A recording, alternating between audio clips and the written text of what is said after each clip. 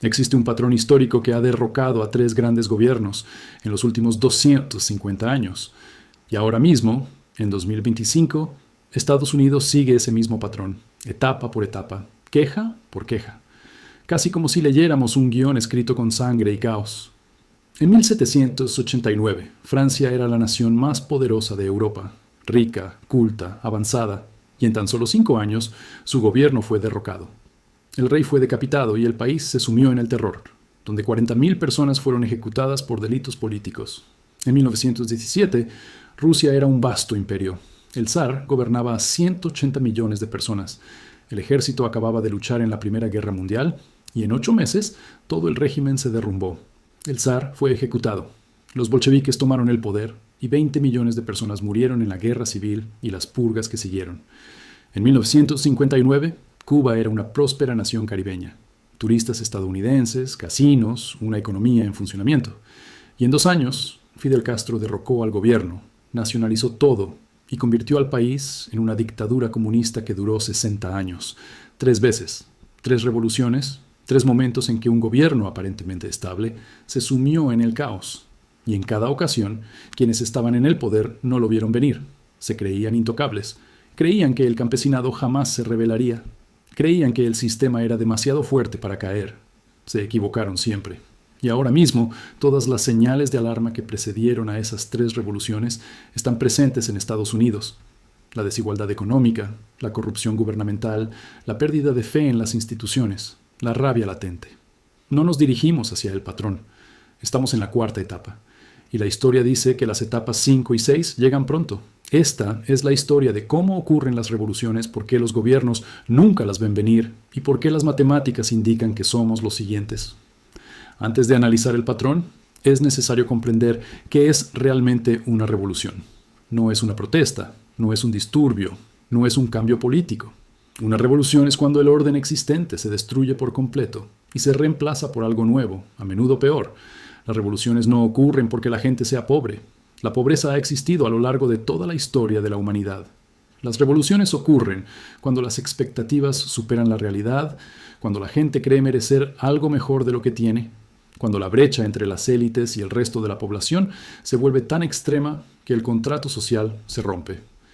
Y, lo más importante, cuando la gente pierde la fe en que el sistema pueda corregirse, en que el gobierno, los tribunales, las elecciones, cualquiera de ellos, atenderá sus quejas. Cuando la reforma pacífica se vuelve imposible, la revolución violenta se vuelve inevitable. Esto no es una teoría radical. Son las palabras exactas de John F. Kennedy. Quienes hacen imposible la revolución pacífica hacen inevitable la revolución violenta. Y la historia lo demuestra una y otra vez. Francia, Rusia, Cuba. 3 siglos diferentes, 3 ideologías diferentes, pero la misma secuencia de 6 etapas. Veamos cómo se desarrolló en la práctica. Comencemos con la madre de todas las revoluciones modernas, Francia. 1789. En la década de 1780, Francia era el centro de la civilización europea. París era la capital cultural del mundo. El francés era la lengua de la diplomacia. Las artes, la filosofía, la ciencia, todo florecía. El rey Luis XVI ocupaba el trono. La monarquía había gobernado Francia durante 800 años. Parecía eterna, inquebrantable. Pero bajo la superficie, la corrupción era total. Esta es la primera etapa de toda revolución. Una desigualdad extrema de la riqueza. En 1789, Francia tenía 27 millones de habitantes divididos en 3 estamentos. El primer estamento, el clero, poseía el 10% de la tierra y no pagaba impuestos. El segundo estamento, la nobleza, unas 400.000 personas, poseía el 25% de la tierra y casi no pagaba impuestos. El tercer estamento, el resto de la población, 26 millones de campesinos, obreros y burgueses, poseía el 65% de la tierra y pagaba todos los impuestos. Reflexionemos sobre esto. El 1,5% de la población no pagaba impuestos, mientras que el 98,5% soportaba toda la carga. Y no se trataba solo de impuestos. La nobleza tenía privilegios. Podía cazar en tierras campesinas, podían exigir mano de obra. Vivían en palacios mientras los campesinos morían de hambre. En 1788, una mala cosecha disparó el precio del pan. El pan representaba el 88% del presupuesto de un campesino. Cuando los precios se duplicaron, la gente no podía comer. pero la nobleza seguía disfrutando de banquetes de 5 platos y celebrando fiestas fastuosas en Versalles. La brecha entre los ricos y el resto de la población no era solo económica, era una completa desconexión con la realidad. Esta es la segunda etapa: corrupción e incompetencia gubernamental. El rey Luis XVI no era malvado, era débil e indeciso. Francia estaba en bancarrota por las guerras, incluyendo la ayuda prestada a Estados Unidos en la Guerra de Independencia. El gobierno debía miles de millones. ¿Y la solución de Luis? Pedir más préstamos, subir los impuestos a los campesinos y no recortar nada. La nobleza se negó a pagar impuestos, el clero también.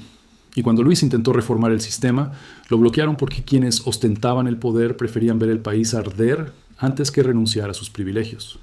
¿Les suena familiar? En 1789, Francia estaba en crisis. El gobierno no podía pagar sus deudas. La gente no podía permitirse comprar comida.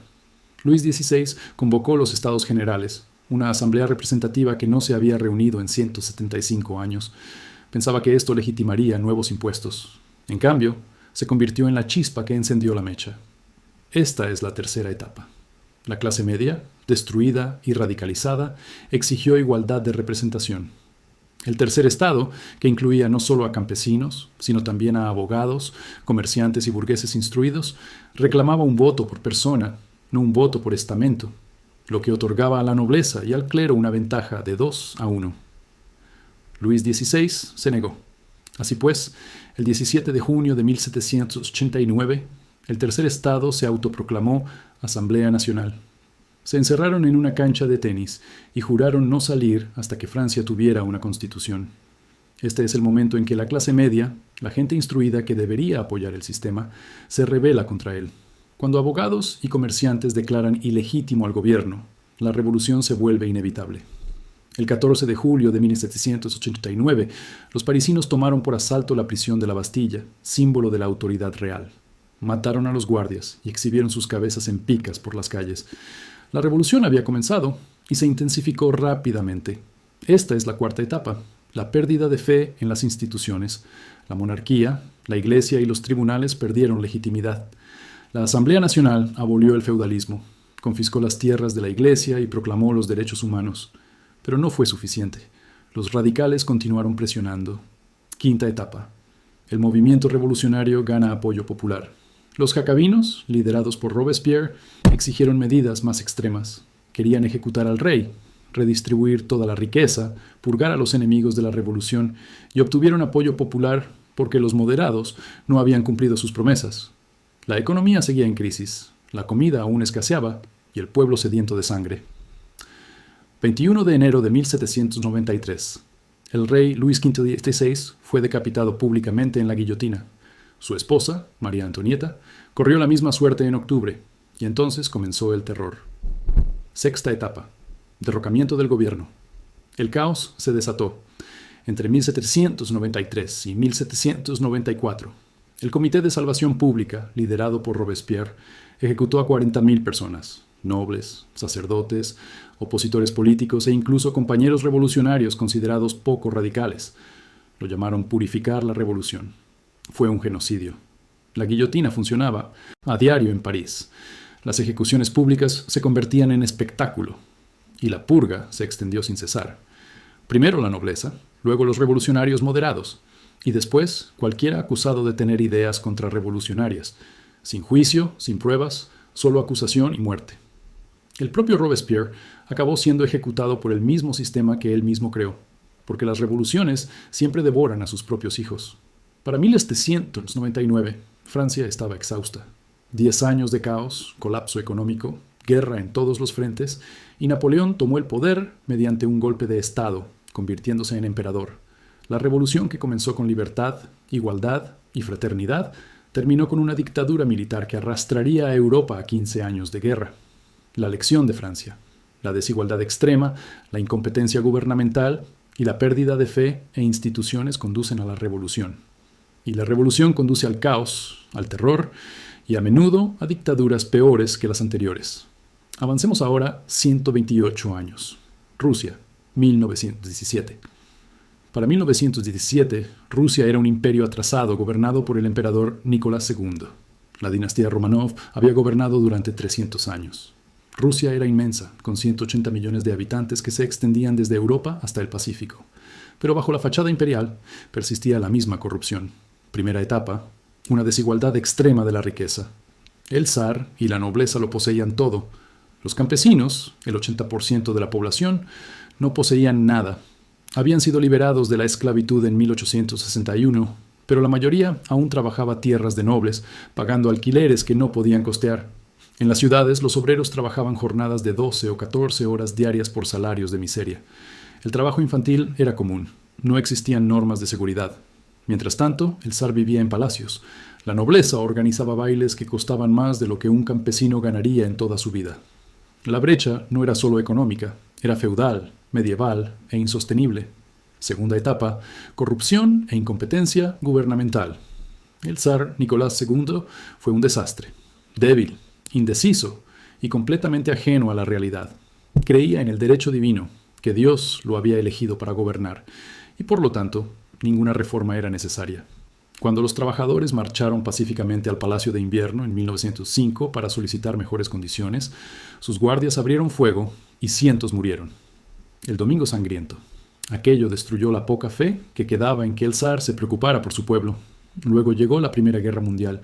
Rusia entró en 1914 y fue una catástrofe. Millones de soldados mal equipados enviados a morir. Los oficiales eran incompetentes. Las líneas de suministro colapsaron.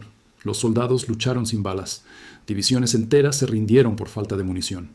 Para 1917, Rusia había sufrido 3 millones de bajas. El ejército desertaba, la economía se derrumbaba y el zar seguía viviendo en el lujo, tomando decisiones basadas en los consejos de Rasputín, un hombre santo y místico que ejercía influencia en la arena política. Febrero de 1917. Disturbios por el pan en Petrograd, San Petersburgo. Las mujeres que hacían cola para conseguir pan comenzaron a protestar. Los trabajadores se unieron a ellas. Se llamó al ejército para restablecer el orden, pero los soldados se negaron a disparar contra la multitud. Se amotinaron. Tercera etapa. La clase media y los militares se vuelven contra el gobierno. Cuando el ejército no te defiende, el gobierno ha caído. La Duma, el parlamento ruso, exigió la abdicación de Nicolás II. Y el 15 de marzo de 1917 abdicó. Tras 300 años, la dinastía Románov terminó no con una guerra, sino con un suspiro. Un gobierno provisional, liderado por Alexander Kinsky, asumió el poder. Prometieron reformas, elecciones y una constitución. Pero cometieron un error fatal. Mantuvieron a Rusia en la Primera Guerra Mundial. Los soldados querían la paz, el pueblo quería comida, y el gobierno provisional no les ofreció ninguna de las dos. Cuarta etapa. Pérdida de fe en las instituciones. El gobierno provisional perdió legitimidad en cuestión de meses. Se les percibía como débiles, incompetentes y supeditados a potencias extranjeras. Y en ese vacío irrumpieron Vladimir Lenin y los bolcheviques. Quinta etapa. El movimiento revolucionario gana apoyo popular. Lenin prometió 3 cosas: paz, tierra y pan. Acabar con la guerra, redistribuir las tierras de la nobleza entre los campesinos, alimentar al pueblo, sencillo y directo.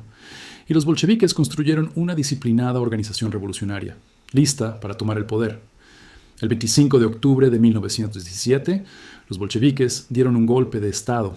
Asaltaron el Palacio de Invierno, arrestaron al gobierno provisional y Lenin proclamó el poder soviético. Toda la operación duró menos de 24 horas, casi sin derramamiento de sangre, pero lo que siguió no lo fue. Sexta etapa. Derrocamiento del gobierno. El caos se desata. La guerra civil rusa duró de 1918 a 1922. Los rojos, los bolcheviques contra los blancos y todos los demás, monárquicos, liberales, intervención extranjera. Fue una guerra total. Y los bolcheviques vencieron mediante un terror despiadado. La Checha, la policía secreta, ejecutaba a cualquiera sospechoso de actividad contrarrevolucionaria. Pueblos enteros fueron arrasados. En julio de 1918, el zar y toda su familia fueron ejecutados en un sótano, fusilados y a bayonetazos, incluso los niños. Para 1922, los bolcheviques controlaban Rusia, pero el costo fue catastrófico. 10 millones de muertos en la guerra civil. El hambre mató a millones más. La economía quedó destruida. En las promesas de Lenin, la paz significaba rendirse a Alemania en términos humillantes. La tierra significaba colectivización y hambruna. El pan significaba racionamiento y inanición. La revolución que prometía liberación trajo consigo la dictadura. Stalin tomaría el poder en 1924 y mataría a 20 millones más en purgas y hambrunas, la lección de Rusia. Cuando la incompetencia gubernamental se une a la derrota militar y a la organización revolucionaria, todo el sistema puede colapsar en meses, y lo que lo reemplaza suele ser mucho peor. Ahora, veamos el ejemplo más reciente, Cuba, 1959. Este caso es diferente porque Cuba no era una sociedad campesina atrasada.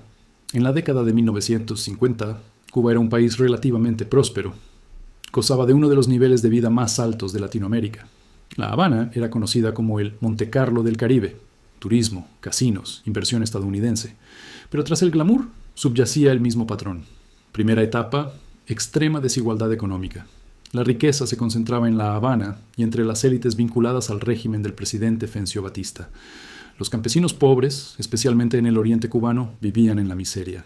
Las plantaciones de caña de azúcar dominaban la economía. Empresas estadounidenses poseían gran parte de la tierra. Las ganancias salían del país o iban a parar a los bolsillos de una pequeña élite. Mientras tanto, los cubanos del campo carecían de atención médica, educación y oportunidades. La brecha entre los clubes nocturnos de La Habana y el campo era enorme. Segunda etapa. Corrupción e incompetencia gubernamental. Batista fue un dictador que tomó el poder mediante un golpe de Estado en 1952. Canceló las elecciones, gobernó por decreto y la corrupción era total. La policía era corruptible, los tribunales estaban amañados, los opositores políticos eran encarcelados o asesinados. Los mafiosos estadounidenses dirigían los casinos con la bendición de Batista, pagándole una parte de las ganancias. El gobierno existía para enriquecer a Batista y sus secuaces, nada más. Y cuando la gente protestaba, la respuesta era la violencia, la policía secreta, la tortura y las desapariciones. Esto generó indignación, especialmente entre los jóvenes cubanos con estudios que veían cómo saqueaban su país. Tercera etapa. La clase media se radicalizó. Fidel Castro era abogado, provenía de una familia relativamente acomodada y tenía estudios. Podría haber formado parte de la élite, pero vio la corrupción y eligió la revolución. En 1953 lideró un ataque contra el cuartel de Monata. Fracasó, fue encarcelado, pero en su juicio pronunció un discurso que inspiraría a miles. La historia me absolverá, dijo. Fue liberado gracias a una amnistía en 1955 y se fue a México a planificar. En diciembre de 1956, Castro regresó con 82 hombres en un barco llamado Abuela. Desembarcaron en el oriente de Cuba. Las fuerzas de Batista les tendieron una emboscada. Solo 20 sobrevivieron y escaparon a la Sierra Maestro. La mayoría de los revolucionarios se habrían rendido. Castro no. Aquí es donde el patrón se acelera. Cuarta etapa, pérdida de fe en las instituciones. La brutalidad de Batista provocó el rechazo de la población hacia él. Cuando el ejército allanó aldeas sospechosas de ayudar a los rebeldes, creó más rebeldes. Cuando la policía torturó a estudiantes, sus compañeros se unieron a la revolución. Las fuerzas de Castro crecieron no por ideología, sino porque Batista era odiado. Y Estados Unidos, que había apoyado a Batista, comenzó a retirarse. Cuando tu protector extranjero te abandona, estás acabado. Quinta etapa. El movimiento revolucionario gana apoyo popular. Para 1958, Castro contaba con miles de combatientes, células de resistencia urbana en cada ciudad, el apoyo de los campesinos que lo veían como su defensor, y el ejército de Batista se desmoronaba. Los soldados desertaban. Los oficiales huían con el dinero robado. El 1 de enero de 1959, Batista huyó a la República Dominicana con $300 millones. Castro entró victorioso en La Habana el 8 de enero. Sexta etapa. Derrocamiento del gobierno. El caos se desata. Al principio, Castro prometió democracia, elecciones y libertad de prensa. Pero en cuestión de meses, cayó la máscara. Los opositores políticos fueron arrestados, juzgados y ejecutados. La prensa fue censurada y Cuba se convirtió en una dictadura comunista. Castro nacionalizó todo: fábricas, haciendas, empresas. Cualquiera que se resistiera era encarcelado o ejecutado. Cientos fueron fusilados durante el primer año. Miles huyeron. La clase media, que había apoyado a Castro por su odio a Batista, aprendió demasiado tarde que la revolución no trae libertad, sino nuevos tiranos. Cuba permaneció como dictadura durante 60 años. Fidel Castro gobernó hasta 2008 y su hermano Raúl hasta 2018. La revolución que prometía liberación trajo pobreza y represión. La lección de Cuba: incluso en un país relativamente desarrollado, la corrupción y la brutalidad pueden desencadenar una revolución. Y los revolucionarios, una vez en el poder, se convierten en los nuevos opresores. 3 revoluciones, 3 países, 3 siglos. Francia 1789, Rusia 1917, Cuba 1959. Contextos distintos, ideologías distintas, pero el mismo patrón de 6 etapas. Analicémoslo, porque una vez que lo veas, entenderás por qué lo que está sucediendo ahora mismo en Estados Unidos debería aterrarte. Primera etapa. Desigualdad extrema de la riqueza. En los 3 casos, la riqueza se concentraba en una pequeña élite mientras las masas luchaban por sobrevivir. En Francia, la nobleza y el clero no pagaban impuestos. En Rusia, bajo el control del zar, los nobles lo poseían todo.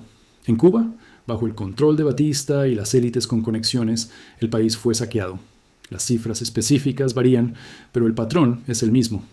Cuando el 1% más rico controla entre el 25% y el 40% de la riqueza, cuando la brecha entre ricos y pobres se vuelve visible e insultante, crece el resentimiento. Esto por sí solo no provoca una revolución. La desigualdad siempre ha existido, pero es la base. Listo. Segunda etapa, corrupción e incompetencia gubernamental. En los 3 casos, el gobierno era percibido como ilegítimo. Francia, Luis XVI, no pudo reformar y siguió endeudándose. Rusia, Nicolás II era incompetente y estaba desconectado de la realidad. Cuba, Batista era un dictador corrupto. Cuando el gobierno solo existe para servir a las élites, cuando la corrupción es evidente, cuando la incompetencia conduce a la crisis, la gente pierde el respeto por la autoridad. Listo. Tercera etapa. La clase media se destruye y se radicaliza. Esta es la etapa clave. Las revoluciones no empiezan con los más pobres. Empiezan cuando la clase media educada pierde la fe en el sistema. Francia. Abogados y comerciantes lideraron la Asamblea Nacional. Rusia. Estudiantes e intelectuales se unieron a los bolcheviquistas. Cuba. Castro era abogado. Sus partidarios eran urbanitas educados. Cuando quienes deberían beneficiarse de la estabilidad se vuelven contra ella, la revolución se vuelve probable. Listo. Cuarta etapa. Pérdida de fe en las instituciones. Cuando la gente deja de creer en las elecciones, los tribunales y la policía, el contrato social se rompe. Francia. Los estados generales se convirtieron en una asamblea revolucionaria. Rusia. Los soldados se negaron a defender al zar. Cuba. Todos sabían que Batista había amañado las elecciones. Cuando las instituciones pierden legitimidad, cuando la gente cree que el sistema no puede reformarse desde dentro, busca alternativas fuera del sistema. Este es el punto de no retorno. En la quinta etapa, el movimiento revolucionario gana apoyo masivo. Punto no porque ame a los revolucionarios, sino porque odia aún más al gobierno actual. En la sexta etapa, el gobierno es derrocado. El caos se desata. Este es el punto culminante. El viejo orden colapsa. En Francia, el rey es decapitado y el terror se apodera de la región. En Rusia, zar es ejecutado y la guerra civil mata a millones. En Cuba, Batista huye y Castro se convierte en dictador. Y aquí está el patrón dentro del patrón. La revolución nunca cumple lo que promete. Trae sangre, purgas y una nueva tiranía. Porque las revoluciones son lideradas por extremistas. Y los extremistas no construyen, destruyen. Los moderados que anhelaban reformas fueron ejecutados o exiliados. Quienes creían que la revolución traería la libertad, aprendieron demasiado tarde que el caos es peor que la corrupción. Ahora bien, hablemos de Estados Unidos en 2025 y por qué todas las señales de alerta son alarmantes. Primera etapa, desigualdad extrema de la riqueza. Presente. En 1980, el 1% más rico de Estados Unidos controlaba el 8% de la riqueza. Hoy, un 32% más que en Francia en 1789. El 0,1% más rico, aproximadamente 130.000 hogares, posee más riqueza que el 90% más pobre, unos 117 millones de hogares. La brecha entre los multimillonarios y el resto de la población es mayor que nunca en la historia de Estados Unidos, mayor que durante la Edad Dorada, mayor que en la década de 1920. Los ricos son visibles, jets privados, megayates, turismo espacial. Mientras la clase media no puede permitirse vivienda, atención médica ni educación, mientras millones de personas trabajan en varios empleos solo para sobrevivir, la indignación crece, y con razón. Segunda etapa. Corrupción e incompetencia gubernamental. Presente. La confianza en el Congreso está en un 15%. La confianza en la Corte Suprema se derrumba. La mitad del país cree que las elecciones están amañadas. El tráfico de información privilegiada por parte de los miembros del Congreso es rampante. Los grupos de presión redactan leyes. Las corporaciones controlan a los políticos y no se logra nada. La infraestructura se desmorona. La deuda asciende a 36 billones de dólares y sigue aumentando. Los problemas que deberían resolverse no se resuelven porque el gobierno no sirve al pueblo, sino a sus donantes. Cuando ambos partidos son vistos como corruptos e incompetentes, cuando los votantes creen que el sistema está amañado, la fe en la democracia muere. Tercera etapa. La clase media destruida y radicalizada. Listo. La clase media estadounidense se está desmoronando. La universidad es inasequible. La vivienda es inasequible. Los costos de la atención médica están llevando a la bancarrota a las familias. El crecimiento salarial está estancado mientras que los precios de los activos se disparan. Y los jóvenes, jóvenes con estudios, no pueden lograr lo que lograron sus padres. Se ahogan en deudas estudiantiles. No pueden comprar casas, no pueden formar familias y están furiosos. Cuando abogados, maestros, ingenieros, las personas que deberían tener éxito, fracasan. Se radicalizan, buscan a quién culpar y encuentran objetivos. Las élites, los multimillonarios, el sistema. Así empiezan las revoluciones, no con los más pobres, sino con los educados que esperaban algo mejor. Cuarta etapa. Pérdida de fe en las instituciones. Listo, estamos aquí ahora mismo.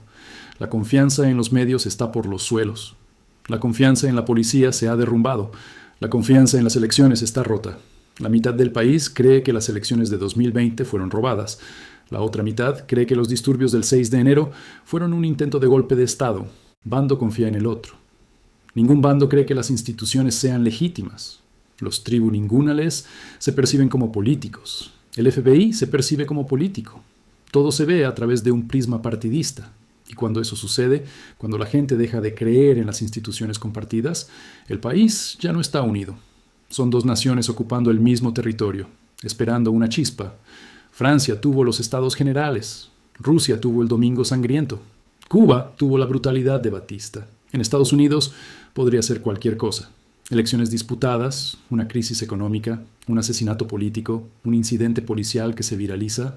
Así, la mecha está seca. Solo esperamos la chispa. Estamos en la cuarta etapa. Y la historia dice que la quinta etapa viene después. Quinta etapa. El movimiento revolucionario gana apoyo masivo. Esto aún no ha sucedido. No del todo, pero las piezas se están formando. En la izquierda crece el apoyo a las políticas socialistas, la redistribución de la riqueza y la retórica de que se jodan los ricos. En la derecha crece el apoyo al autoritarismo, a los líderes autoritarios y a las medidas extralegales.